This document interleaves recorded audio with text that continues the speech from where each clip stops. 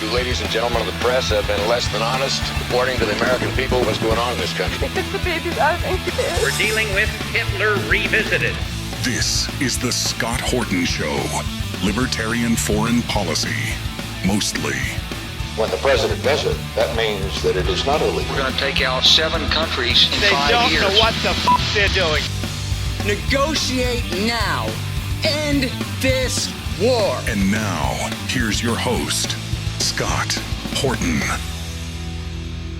All right, you guys, I am literally on the edge of my seat for this one. It's Larry Johnson, from formerly from the CIA and now from the good guys side, trying to argue for peace and debunk lies as best he can, especially focusing on the Russia-Ukraine war.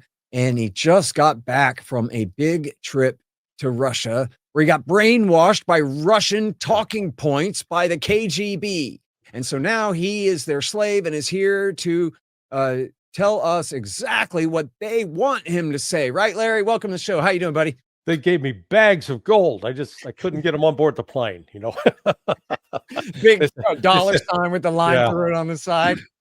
All right. Now, listen, no, the truth is that you are a former CIA officer because you're no dummy, and you weren't over there to get snowed by a bunch of kooks. You were over there to find out the truth as best you could. And I admit, I'm sorry, I've been so swamped, especially this week. I've not had a chance to read all of your different pieces, but I saw I'm subscribed to your email list there at sonar21.com, and I have seen a lot of headlines. I know that you have talked to a lot of people in and out of government and academia and media, and you got a hell of a tour. I don't think it was any Potemkin tour led by anyone. You went and did this and found out everything that you could about the Russian point of view, about what the hell is going on in the world. And so now I just want to hear it, man. The floor is yours to educate me and my people here, please. Hey, well, Scott, thanks for that. Look, when I started, I started my career as a TV talking head back in 1994.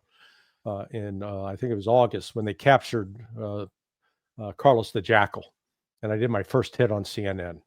So over the years, I have appeared on every single media, publicly owned media platform, privately owned in the United States. I was on Nightline with Ted Koppel probably at least 12 times, Crossfire on CNN, Today Show. And I bring that up because over the years, I learned that a lot of times they do a pre-interview. Before you'd be going on air, they want to interview and find out, what are you going to say? And then you tell them what you're going to say. And then, lo and behold, hey, something else has come up. We're going to go a different direction today. They wouldn't put me on. I put that as background because when I went to this invitation to Russia was from the International Unity Club. And they said, look, we'll set you up with interviews with, as you pointed, with politicians, with military leaders, with economic leaders, with academics, with journalists. And you can ask whatever you want. They didn't say, here are the topics you must discuss. Here are the topics you can't discuss. None of that.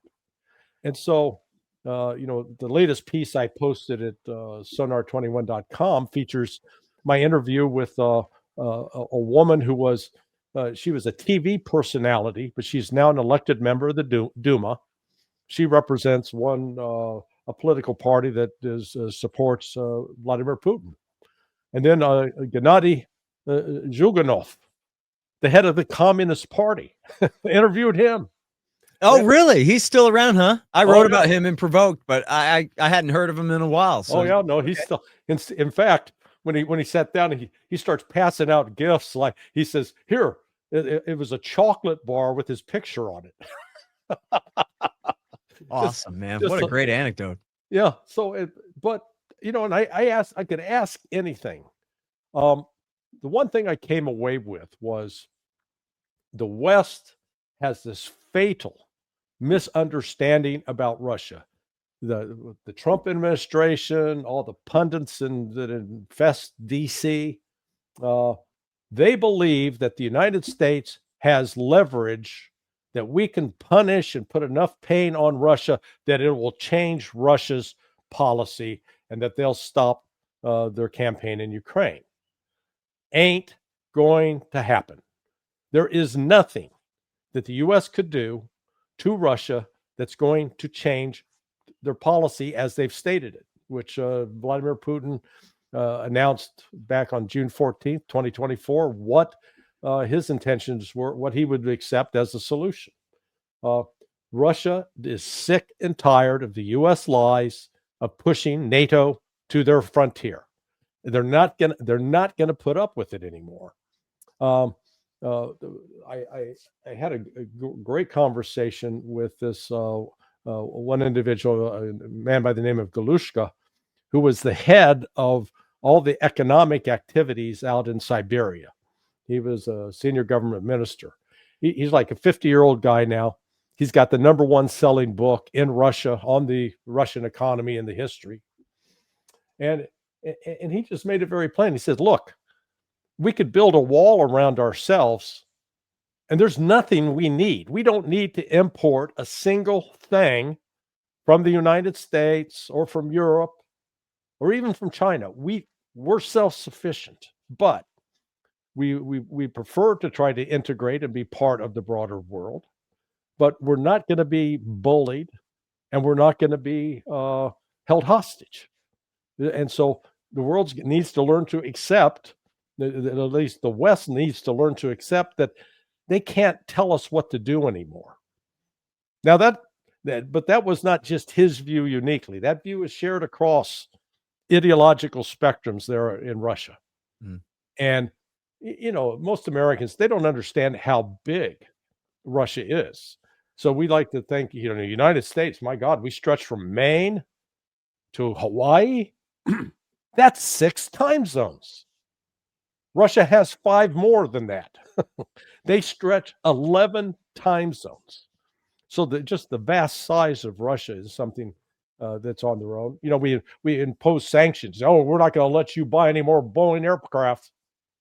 Russia said, all right, we'll build our own. And they have now built their first commercial jetliner entirely from parts, engines, motors, computer chips, everything from inside Russia, not from the United States.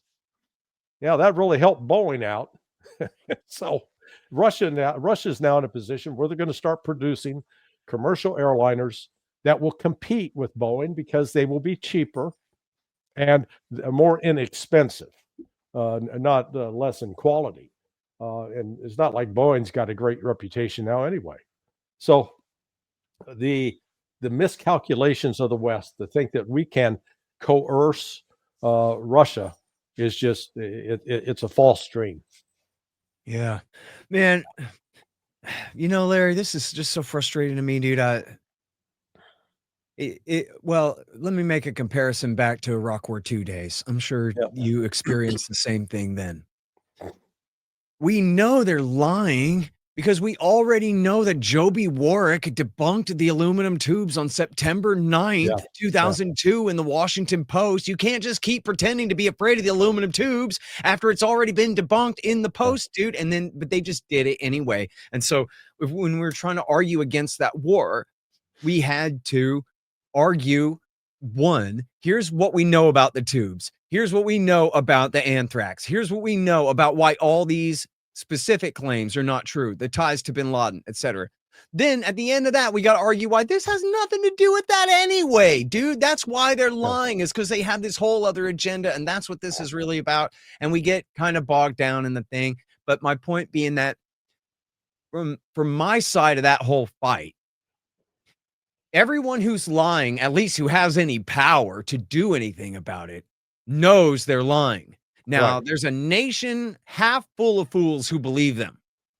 Someone with power is telling me these things that are not true. What, I'm supposed to let them off the hook like they're just accidentally, stupidly mistaken and they don't know what they're doing when I'm just nobody and they are somebody. And they're actually involved in the thing. But then here's my frustration I'm getting to that's really bothering me now. This is the same thing here where I just read this piece by, I'm pretty sure it was George Beebe's piece that came out last week. Was it Intact or the National Interest or something? And it's like something about the fatal misdiagnosis of America's problem with Russia. And what he says in there is that American policymakers believe their own stupid lies, the weapons of mass destruction of the Russia-Ukraine war. Yeah. That Putin woke up one morning and decided to recreate the Russian Empire and has decided then to invade Ukraine on his first step to conquering all of Europe. And I mean, what a steaming pile of crap, Larry. I mean, what are you telling me? Saddam Hussein has reconstituted nuclear weapons here or something? This is absolutely insane. And yet, as Bibi puts it, listen, man, in Washington, they believe this and their policy is based on this. Right.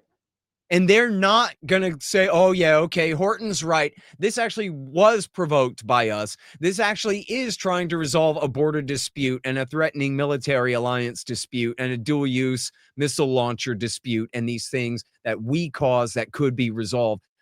They're not having that conversation even in private at night over whiskeys alone. They are not telling each other the truth that, you know, we kind of did this with our stupid coup in 14 and with our absolute refusal to negotiate in 21 and early 22 here, et cetera, as you and I understand the story. And so I guess my question is that real? Is that your assessment too? Like these people, like by and large, really do believe their own fairy tale about how this war happened, and they're truly then all their policies, even in the Trump administration, are bound by that fateful misunderstanding. And then secondarily, then from what you've just understood, what you've learned from the Russians from your time over there, how do they feel about all that? How do they perceive that? And what position does that leave them in? Well, to quote Yogi Berra, it's deja vu all over again. It is. Okay? It bothers me. So I would there've been a couple of articles, one in the Wall Street Journal, the other was I believe in the Washington Post, that have at least now identified that State Department's Bureau of Intelligence and Research, INR, back in March, issued a dissent. So the way the PDB works, and you know, like when I was an analyst and I'd write for the PDB, that's the President's Daily Brief, Presidential Daily Brief. I'd write the article, and then I'd have to coordinate it with State Department's Bureau of Intelligence and Research, and with the Defense Intelligence Agency, and then with the National Security Agency if I used any of their sources. And analysts at each of those institutions could come back in and say, no, we disagree with this point. And then we would argue it out, and I'd get pressure from my branch chief to, you know, compromise if necessary.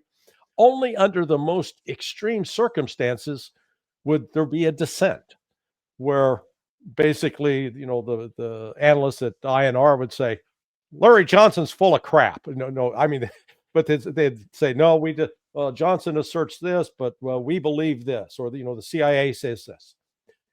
INR issued a dissent in March because at that time, the Trump administration was saying, okay, what can we do to pressure Russia to reach a ceasefire?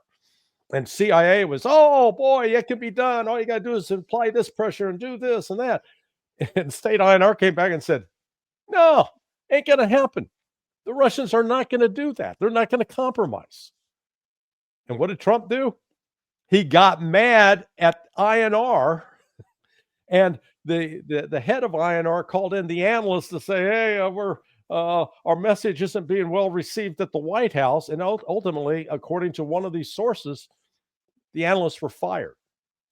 We don't want to hear from them anymore. So that there's actually, as was the case with going to war in 2003 in Iraq, and has actually been the case repeatedly over the years, there is usually within the analytical community a voice that will speak up to say, no, that's not right, and lay out the alternative case. But the one thing these politicians, whether they're Republican or Democrat, have in common, if they're committed to a particular policy, they don't give a damn what the actual facts say. They're going to plunge on, and they will create a narrative if necessary. So, you know, we're told about how weak the Russian military is. Okay, let's do a quick comparison. How many hypersonic missiles operationally capable does the United States have? The answer there would be 0. How many does Russia have? 5.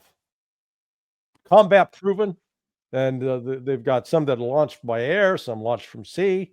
I'm sorry, you're saying 5 different types they have. Well, they have 5 different hypersonic missile systems. Mhm. Iskander, Kinshal, Oreshnik. Yeah. And by the way, Larry, I'm just sussing this out logically. Correct me if I'm wrong here. If the Americans did have operational hypersonics, they would announce it to the world, because the point of having them is a nuclear deterrent. And that does no good if you don't tell the Russians and everyone else that we do have them. So if people want to presume that, well, America must have better hypersonics than the other guys, but they're just keeping it secret, there's real reason to disbelieve that, and to think that if they had a successful test and the deployment of these weapons, we would know about it. Yeah. Well, I've got the advantage. I actually know one of the program managers on the U.S. program to develop a hypersonic. And I remember him saying 2 years ago, yeah, we're going to have it in November. That was going to be November of 2023. And so just about 5 weeks ago, I was in a conversation where he said, oh, no, it's going to be in November of this year. So just keep predicting November. We may eventually get around to it. But the fact of the matter is, Russia right now has a generational advantage over the United States with both intermediate range ballistic missiles, hypersonic missiles, some that are more short range. But the point is, our air defense system, the Patriot, can't stop them, can't shoot them down. That's number one. Then this week, we've learned they've announced the Burevestnik cruise missile, which is fired by a nuclear reactor. So they've built a nuclear reactor that's so small that it fits on this missile, which means when you launch it, you don't have to wait for it to run out of fuel. It basically has an unlimited fuel system built into it. And they also released the Poseidon missile, but it's underwater. So it's like a torpedo, except it's more like a cruise missile torpedo. Mm-hmm. Again, the United States doesn't have anything comparable. On drone warfare, Russia's far, far advanced. Yeah, we're good at building the $35 million Predator MQ-9 Reaper, which actually the Houthis shot down 7 of them in 7 weeks when Trump went back into the Red Sea to say, we're going to teach those Houthis a lesson. And then we declared victory and left because they were shooting down all of our Predators and damaged 3 of our advanced combat aircraft. And the ships were at risk. So my point in this is that our American military and Trump has become the gaslighter in chief with respect to U.S. military capability. And we keep downplaying what the Russians are doing, and fine, go ahead. Keep pretending that Mike Tyson can't throw a punch, and then get in the ring with him and see what happens. Yeah. So that we've got to catch up. We've got to stop this self-deceit that we're so good at. Yeah. I used to, I don't know, this isn't meaningful, whatever. It's just my thinking about it. I used to try to picture Blinken, Sullivan, and Newland sitting at the White House after hours, the lamps turned down, having a little drink, and can they be honest with themselves at all, with each other, even in whispers that okay, look, if we hadn't have done this, this might not have happened. So because of that, we bear some responsibility. Maybe we could be a little bit more conciliatory or find a way to compromise with the other side or whatever, at all. And then I guess, no, is the answer to that. And then maybe even worse inside the Trump administration, where Marco Rubio is the Secretary of State and the National Security Advisor, like Henry Kissinger, doing both roles right now. Unless I'm wrong, did they hire a new National Security Advisor? It's still Rubio doing both. It's still Rubio. This is just so, and I don't know, man, if there's good reporting about what is JD Vance's relationship with the president, how often he advises him about these things, or who all his favorite staff are to advise him about these things.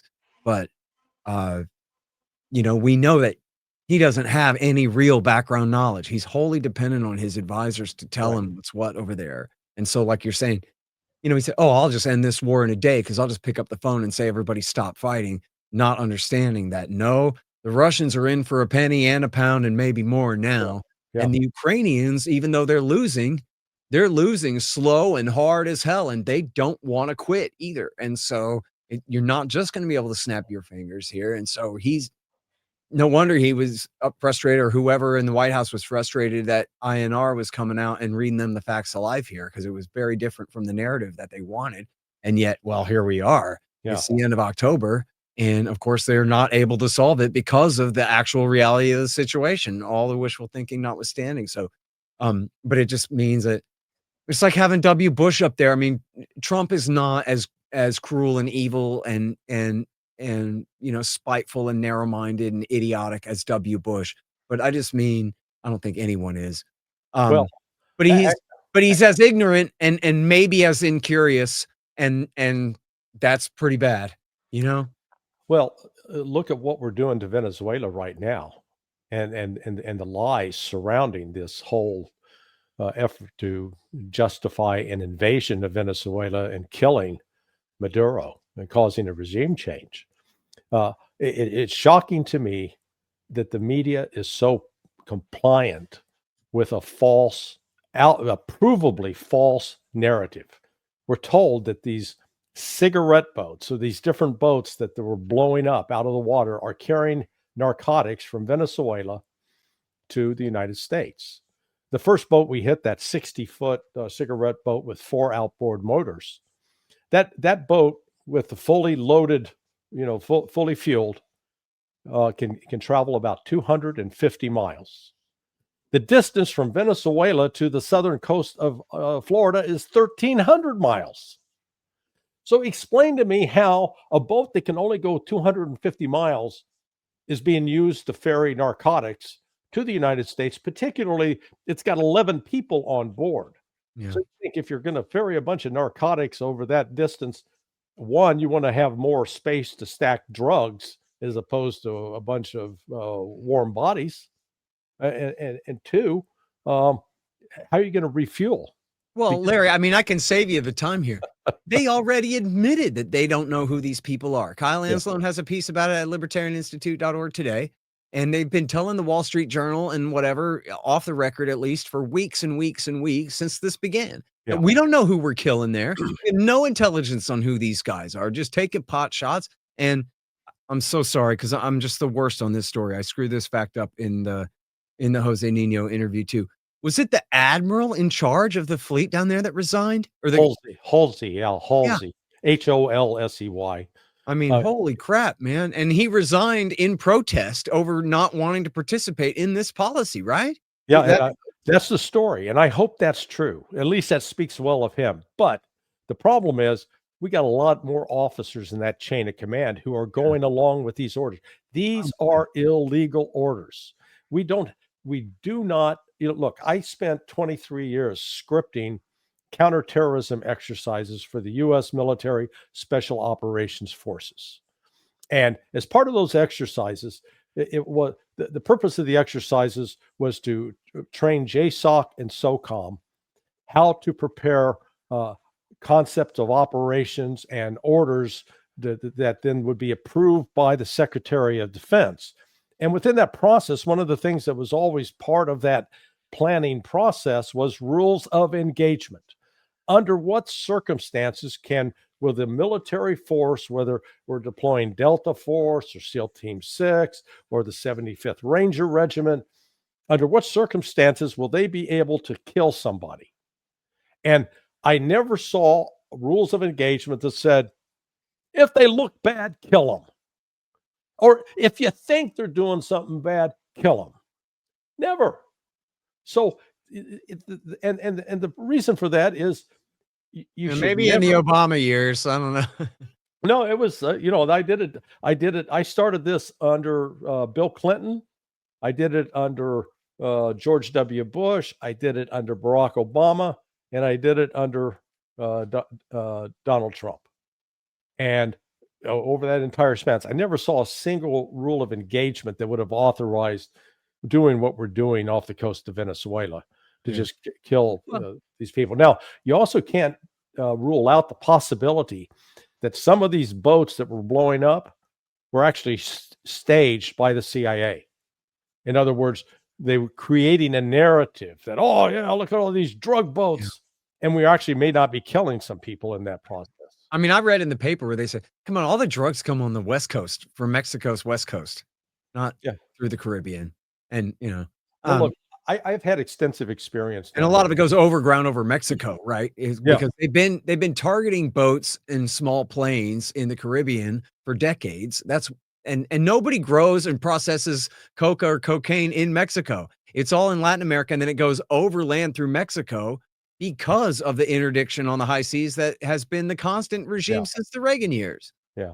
Look, I've got some special experience with this in the court. My consulting firm, Berg Associates, there were 3 of us in, over 18 years. One of my partners was chief of international operations for DEA when they took down Pablo Escobar. He was really the creator of what was known as the Kingpin program. My other partner was he ran a DEA's undercover money laundering operations in New York City for 3 years. So one of the things we did with Berg Associates, we were involved with a variety of investigations that touched on narcotics trafficking. Panama was a big transit point, not Venezuela. Venezuela was, in fact, the way that Venezuela was involved, if you will, it was used for a money laundering platform. We brought a civil racketeering suit in 2001 against Philip Morris for money laundering because we had evidence that would stand up in a court case or for a criminal court case that Philip Morris was knowingly taking money from Colombian and Russian drug traffickers and criminal organizations around the world. And one of the evidence that we had was that the Philip Morris executives would fly into Venezuela, into Barquisimeto. They'd then rent an armored vehicle that crossed the border into Colombia. And up in the northeast corner of Colombia is this little town called Maicao. Maicao was the realm of a certain senator named Santander López Sierra, who's now actually, I believe, incarcerated in Carbondale, Illinois. But Santander López Sierra was a senator. He was also the major cigarette smuggler, and he was the authorized Philip Morris distributor in Colombia. And he's also responsible for killing 24 people at least. So he was heavily involved with the drug trafficking. These Philip Morris executives would go meet with him in Maicao, and they'd pick up bags of third-party checks, U.S. postal money orders, which are not supposed to be outside the United States, but there they were. And it was drug money. And they'd bring it back, and then it was deposited into Venezuelan banks and then wired into Russian banks and then made its way back into U.S. banks. So, yeah, Venezuela was involved in that regard, but that was small potatoes compared to what was going on out of Panama, out of Mexico in particular. I mean, in another case, we were hired to look in a U.S. aluminum manufacturer was getting killed by exports from Mexico. Well, we checked it out, and what we found out was this Chinese company that had been sanctioned was now rerouting its product through Mexico. They had made a deal with a narcotics group called the Knights Templar, and so they set up this big place there where the aluminum from China would come in. It'd get restamped as hecho en Mexico, made in Mexico, and then shipped into the United States. And we were fortunate that they were advertising for somebody to print stickers up. So we bid on the contract, and we got the contract. So we had someone on the inside, and so here was this Chinese aluminum maker working closely with a Mexican drug cartel. My point in all of this is this narcotics trafficking involves U.S. corporations, U.S. banks, and U.S. personnel, and it's a global phenomena. But to use that as an excuse that Venezuela is some big kingpin in this, that is complete garbage. It's a lie. Yeah. All right. I want to ask you all about the Ruskies, but you got to ask you one more question along these lines, though, too, because you're so well versed in this. The way I remember it was W. Bush made Vicente Fox militarize the war. So the cartels are getting away with too much. You need to use your army to go after the cartels. And then, of course, all that did was militarize the cartels and tear Mexico apart. And so, like every other bad thing in the world, it's all George W. Bush's fault. Yeah, like Russia's hypersonics and nuclear-powered cruise missiles and nuclear torpedoes. It's all W. Bush's fault, the destruction of Mexico, right? No, we've got a lot more blame to go around. I mean, look, go back to the days when Kiki Camarena was, kidnapped, executed. The real problem here is the linkage between U.S. corporations, U.S. financial institutions, who are profiting enormously off of the drug trafficking. I did one due diligence for a bank in Panama. This is about 12 years ago, because they were getting into e-commerce, and they called me up and said, "Man, we got this company that these guys. One's a Ukrainian and one's a Spaniard. They're partners, and they're selling soap online, and we're not sure that it's legit. Would you check it out?" I said, "Well, sure." So I got the list of all of the credit card transactions that had been run for purchasing soap online. And it was from a bank, a U.S. bank that was a subsidiary of Banamex, but it was based all along the Texas border with Mexico. And I came out, I had full names. I had names of people, their phone numbers, their address. It was all the stuff you're supposed to have on a Know Your Client.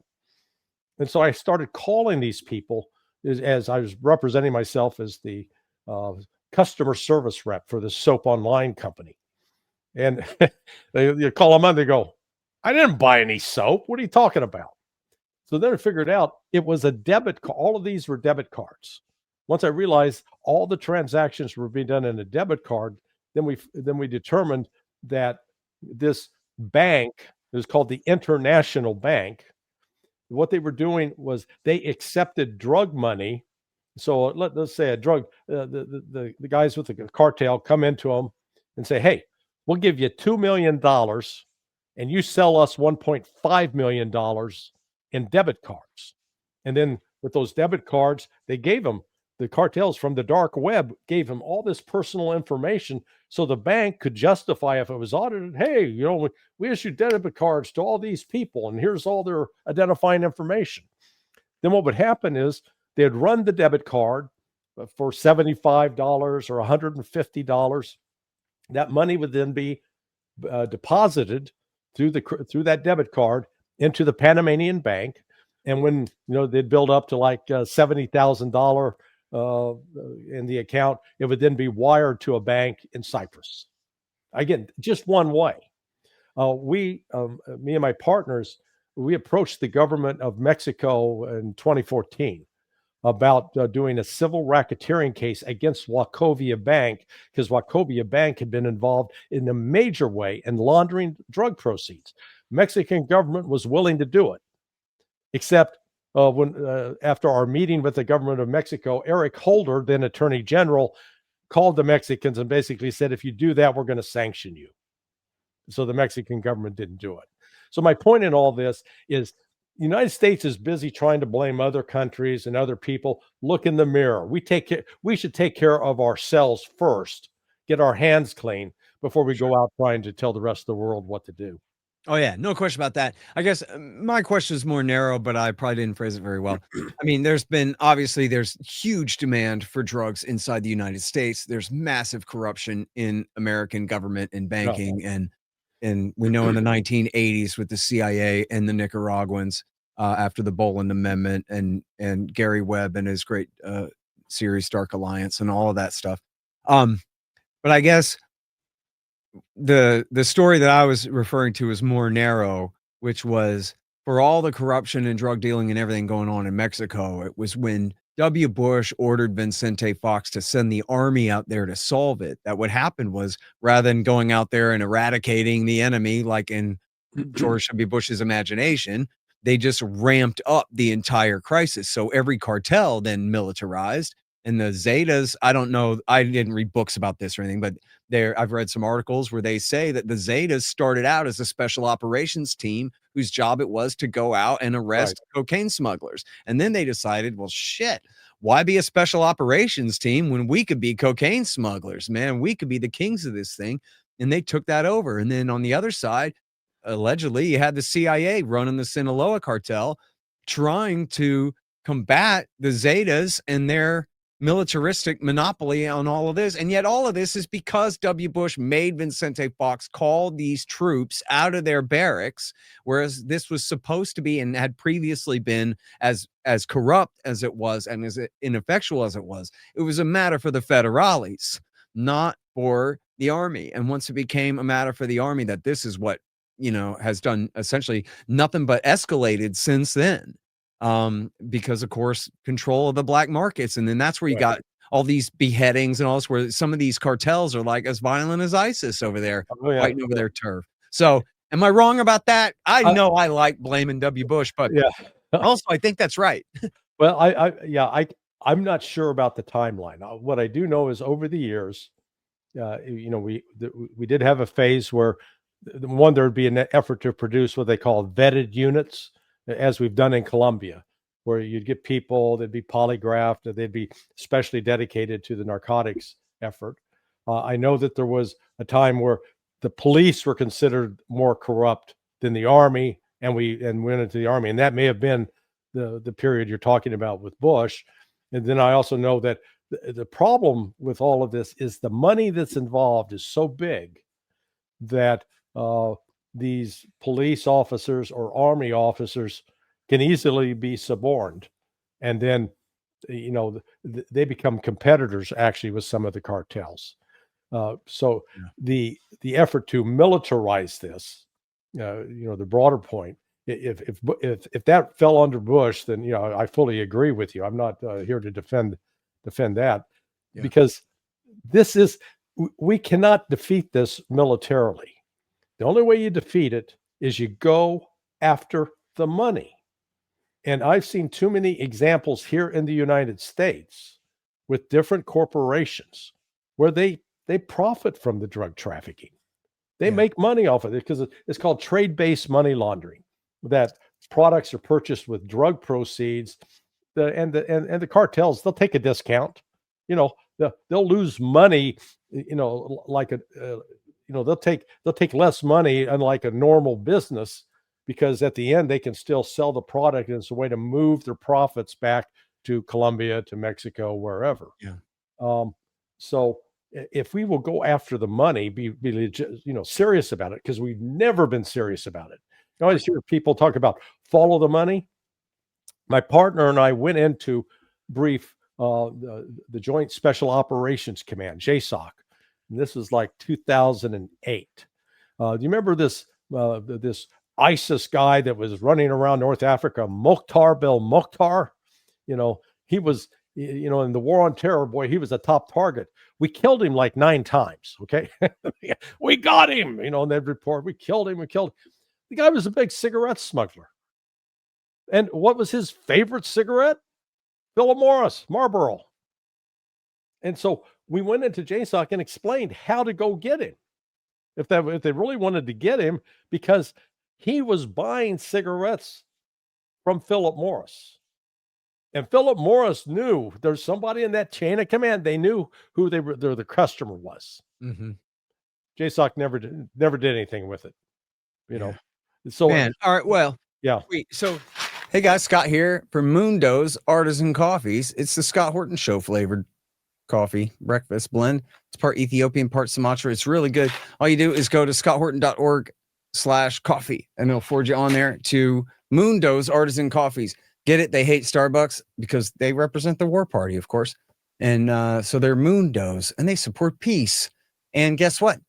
Scott Horton Show coffee is the #1 best-selling coffee at Mundo's Artisan Coffees right now. Just go again to scotthorton.org/coffee. Man, if you have any money, you should be buying gold with it. Central banks are hoarding it up.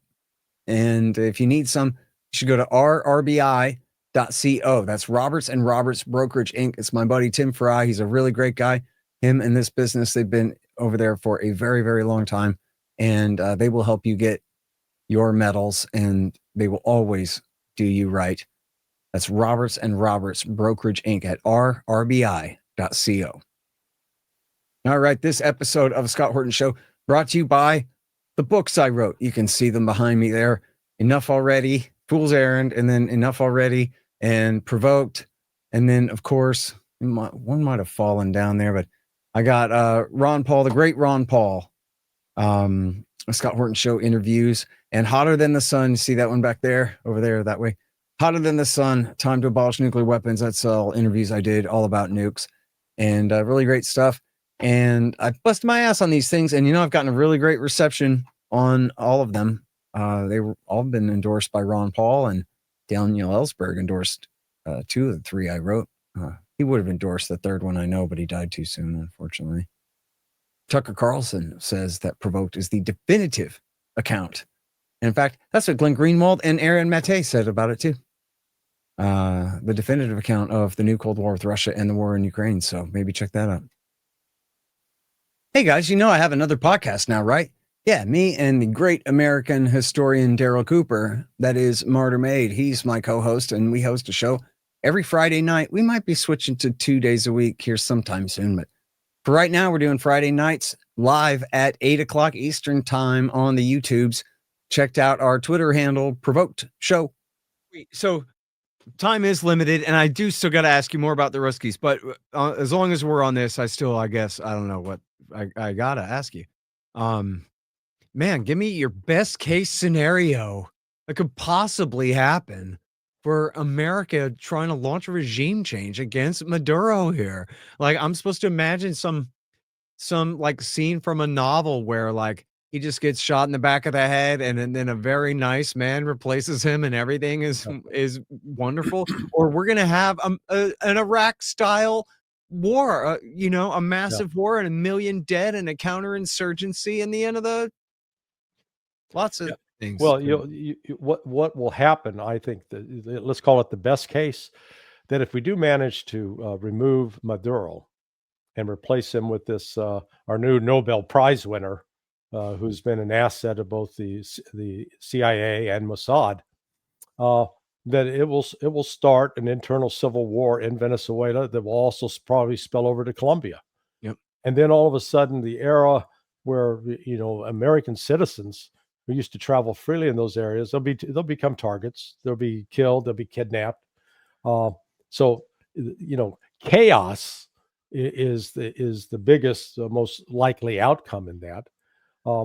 Venezuela is, I've said that it's Spanish for Vietnam. Okay? Yeah, that's a good one. I'm quoting that if my old mind brain can remember. Feel free to steal. I like that, because we've never had a successful campaign where just through the use of air power, we blow up everything on the ground and the government collapses. Hasn't happened. Yeah. Going back to World War II, that was, Curtis LeMay and those guys thought, all we got to do is kill all these German civilians and the Germans will surrender. Nope. Took the Russians going to Berlin to get the Germans to surrender. Right. So what we're looking at here is, if in the event that we decide to insert troops, I don't know if you've been to Venezuela. I have on several occasions. We did some product counterfeiting investigations down there. You land at the airport, which is out on the coast, but then you got this windy road up to Caracas, to the capital. And you talk about ambush points all along the way. Plus, you got the Venezuelan military now that's been warned, hey, we're coming. We're going to hit you. So they've got air defense systems. I understand they got at least a couple of Chinese advanced air defense systems that are comparable to the S-300. So quite capable of shooting down rotary wing aircraft and potentially some of the fourth generation combat aircraft we have. if we go through the mistake of trying to put soldiers in on the ground, there are going to be a lot of body bags going back to Delaware. So this is the entire justification and rationale in Washington for this. It's a bigger lie than the WMDs in Iraq. Yeah, it's like Rubio has told Trump it'll be like H.W. Bush in Panama. And Trump goes, "Oh, I remember that. That was great. That took 3 days." you know? That, I was the human cost that we imposed on Panama because of that. During one of the investigations we were doing on, product smuggling out of Panama to Colombia. So products would be going from Panama to Colombia and then make their way into these black markets that were called San Andresitos. And they were in Bogota and in Medellin.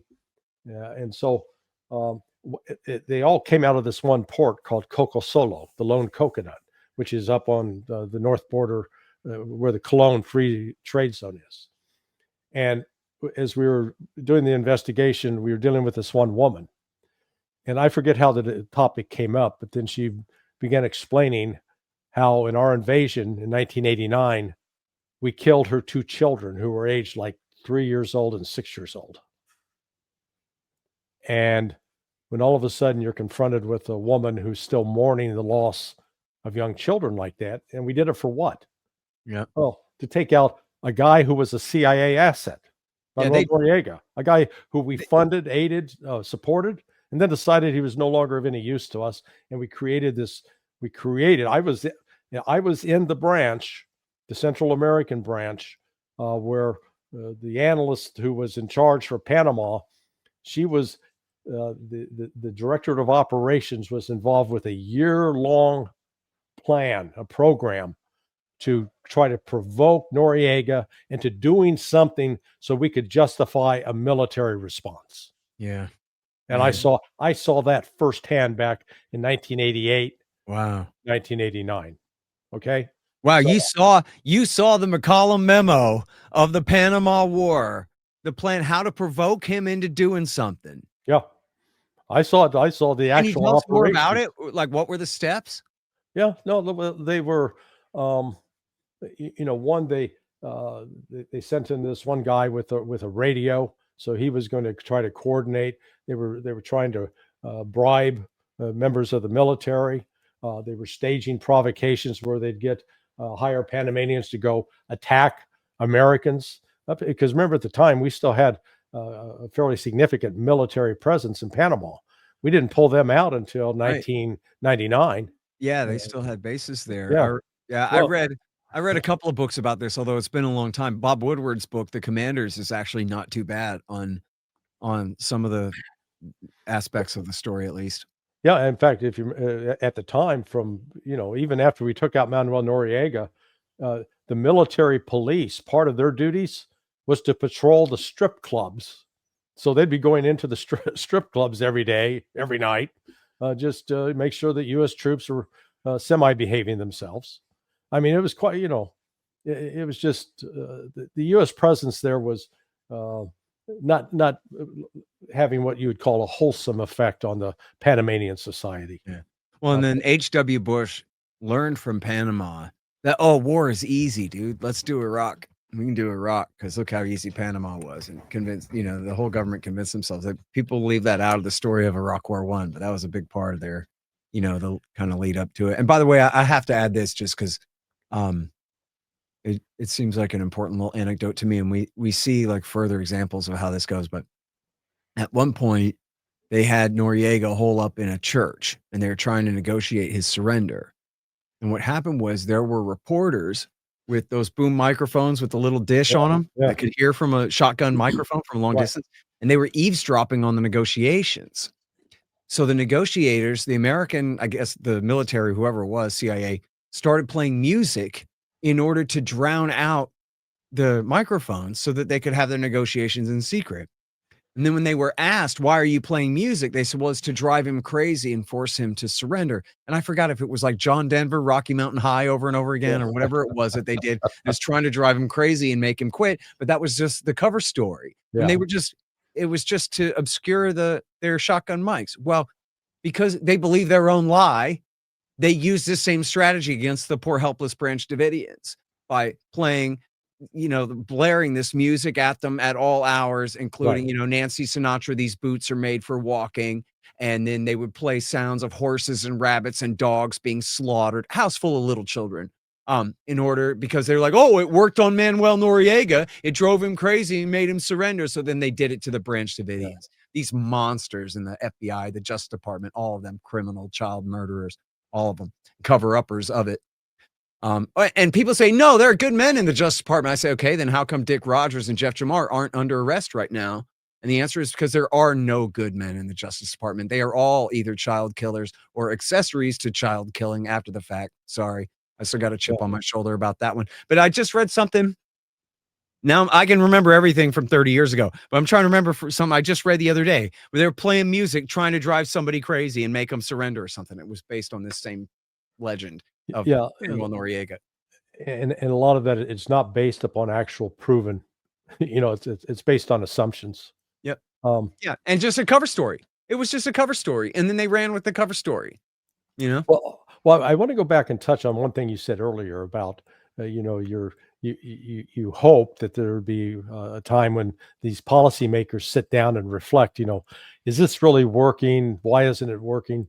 In the course of doing those military exercises, I was involved with over 53, I believe is the actual number, over those 23 years.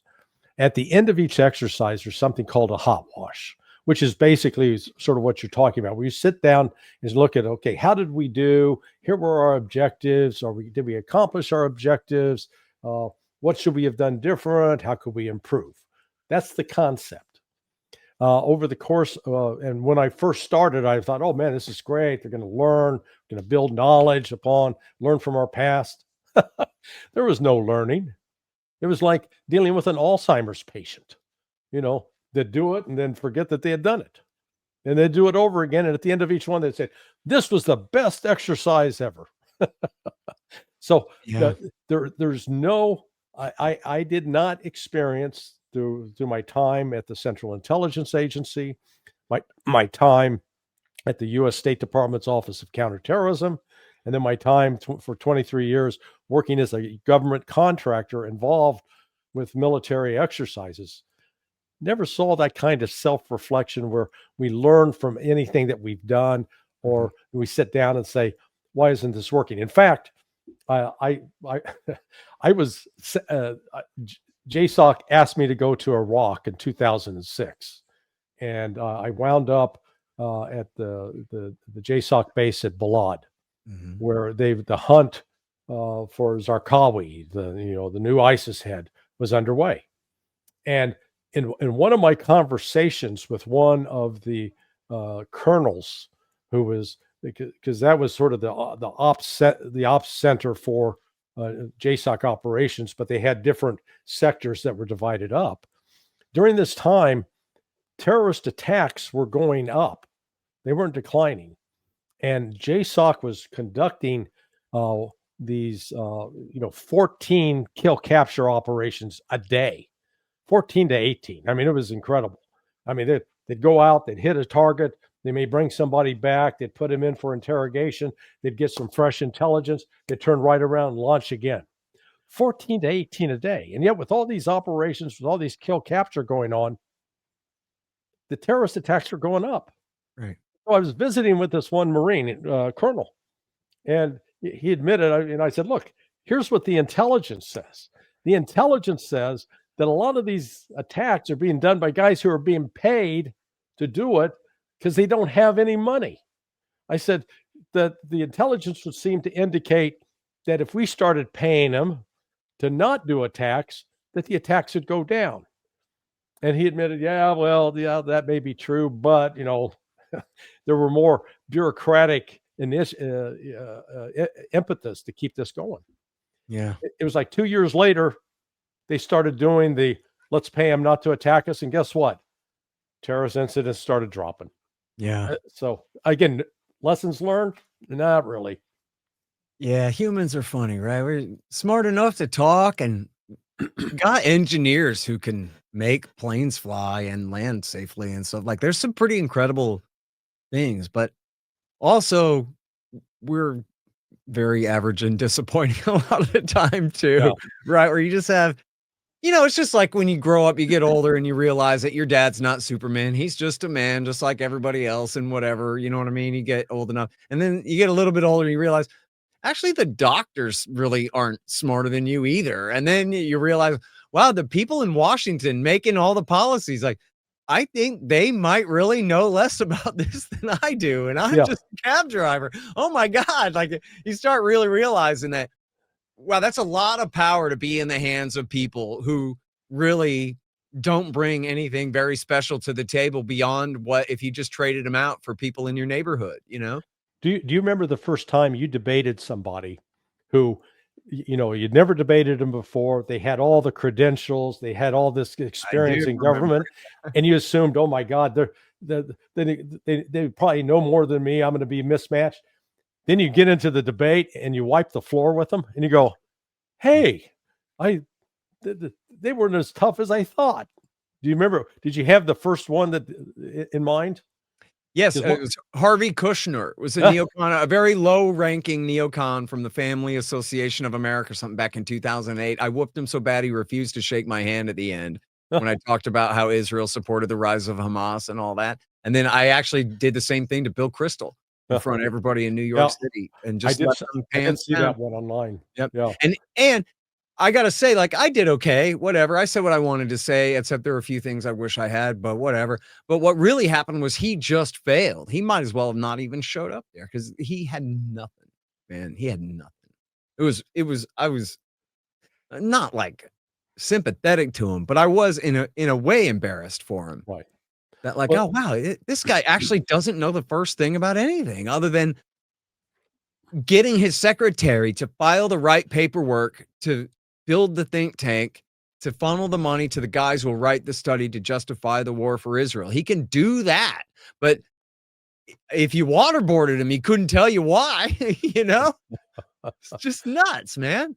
Well, that's why, what you're doing, particularly with your new institute, your let's call it your online college for understanding how where, the roots of our foreign policy mistakes and tragedies, that is people, they're not going to get informed through the media.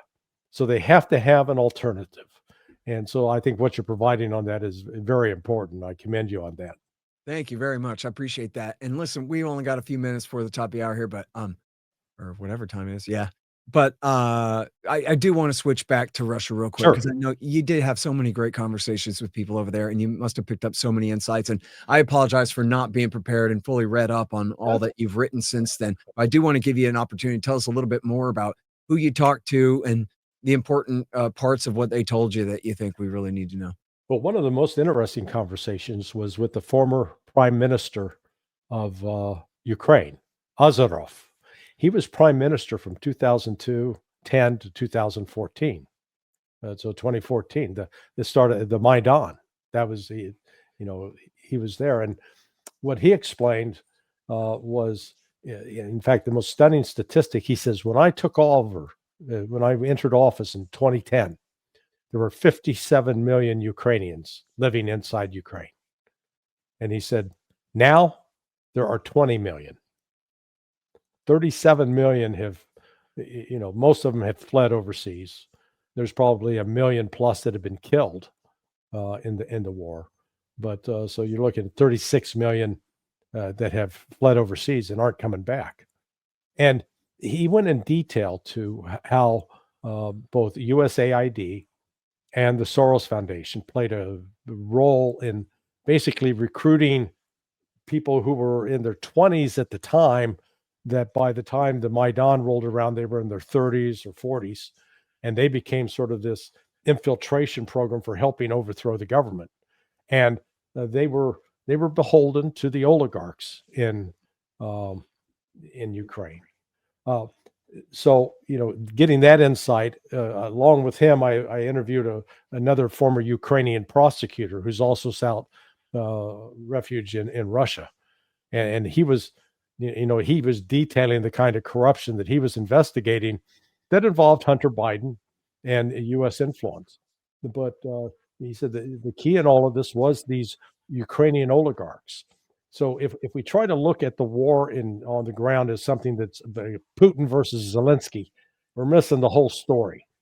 Zelensky's the highest paid actor right now in the world. Okay, he's playing a role. He's not the one actually making the decisions. He is not the power. It's that there are powers behind the throne. And this whole question of oligarchs is really at the heart of this, because I maintain one of the reasons there's such animus and hatred in the United States among the oligarchs here towards Putin is Putin did solve the oligarch problem in 2001, where he called them all in and said, "Hey, you're going to stop selling us off to the West. You're going to stop participating in politics. You can go make your money. You can get as wealthy as you want, but this is going to stop. You're not going to control the government. And if you don't do it, I'm going to put you in prison," which he did to Mikhail Khodorkovsky. A couple of them said, "Go ahead, show us." And he did. But they have essentially removed the control of the oligarchs over Russian policy in Russia. Whereas here in the United States, our oligarchs are running the show. You're old enough to remember there was a time 40, 45 years ago when there were independent newspapers, independent radio stations, independent TV stations. We had an independent media that was not controlled by 4 or 5 corporations like today. And as part of that, what we see is this gaslighting of the public, where pick your issue, whether it's the war in Ukraine, whether it's the genocide going on in Gaza, whether it's ginning up to go to war with Venezuela.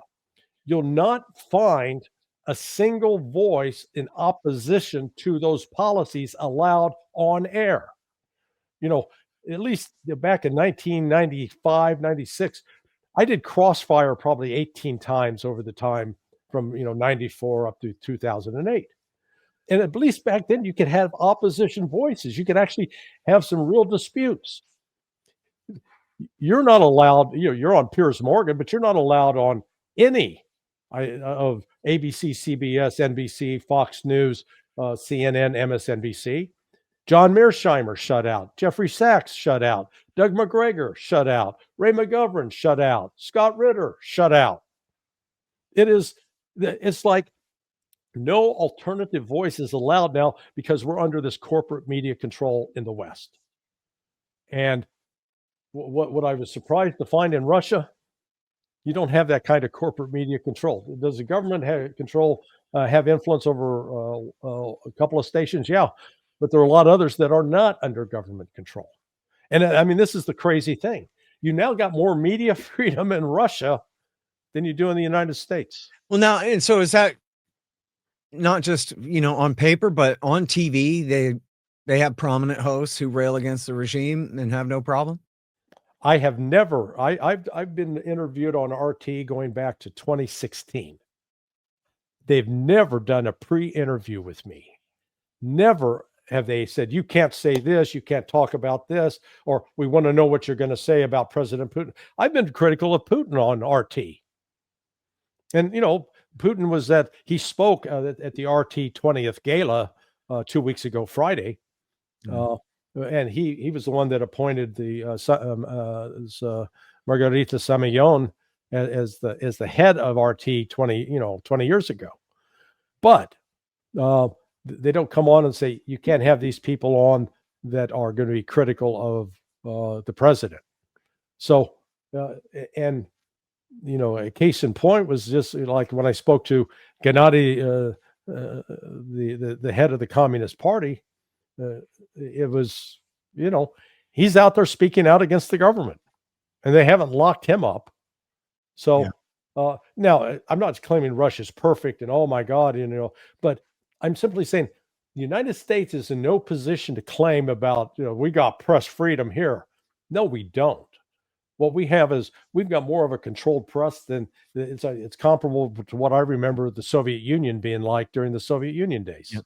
Although, you know what, those days are coming to an end. I mean, I'm not going to brag too much about the audience size for this show. I've only just finally turned it into a video show in the last few weeks here. But last night, Dave Smith interviewed me on his show, Yeah. and a guy posted on Twitter a screenshot where on his YouTube feed, they showed him the live stream of the I'm sorry, I forget the guy's name, but a prominent host on Fox News, and then the live feed of me and on Dave's show.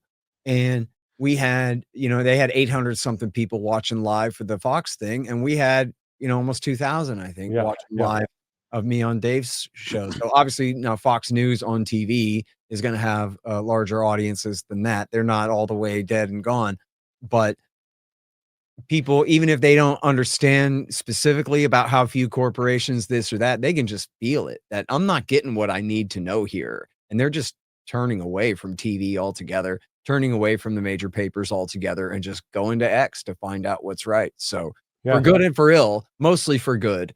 I ran the numbers in August of 2016. I compared the news coverage for August of 1968. In 1968, the number of viewers watching CBS, NBC, ABC News was about 53 million. In August of 2016, the number of people, and that number in 1968, Walter Cronkite had like 28 million. Okay. Then I ran the numbers for August 2016 for CBS, ABC, NBC, and Fox News, CNN, MSNBC. Total viewers for all of those shows was about what Walter Cronkite had in 1968, 28 million. Yeah. And our population had grown by like 120 million. So yeah, I was just going to say double the population numbers there. Yeah. So you're exactly right. You're exactly right. Yep. War Party's days are numbered, man. You know what? They still have the money and the authority and the positions of power, but the narrative belongs to the people now, and there's nothing that they can do about it. So, things are looking up in a way, and you know what?